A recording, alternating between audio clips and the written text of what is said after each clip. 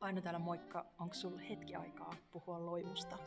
Hei, kiva, että päätit jäädä kuulolle. Nimittäin Loimu on todellakin jotain sellaista, mistä sun kannattaa tietää.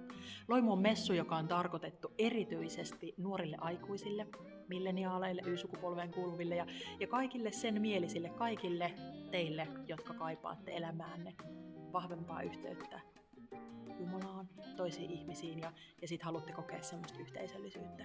Loimu voit tulla vaikka ihan yksin, just sellaisena kun sillä hetkellä oot ja ei tarvi miettiä sitä, että vitsi, et voinko mä mennä sinne, et kehtaanko mennä, kun menen ihan yksin, koska meitä on täällä monia, jotka on sua vastassa, monia, jotka on odottanut, että just se tulisit tänne.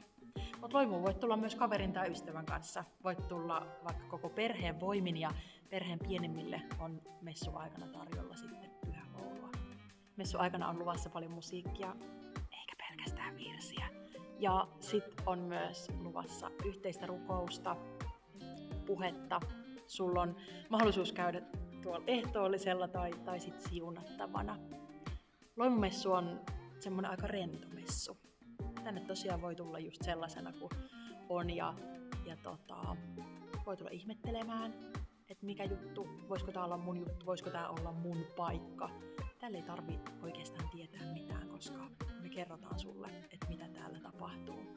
Ensimmäinen Loimu kokoontuu laskiaissunnuntaina 2.3. täällä kaupungin kirkolla kello 17.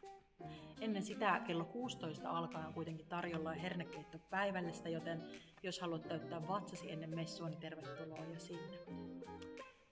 Oispa jotenkin kyllä tosi kiva nähdä just sut täällä kirkon penkissä ja viettää ihan ensimmäistä Loimumessua sun kanssa.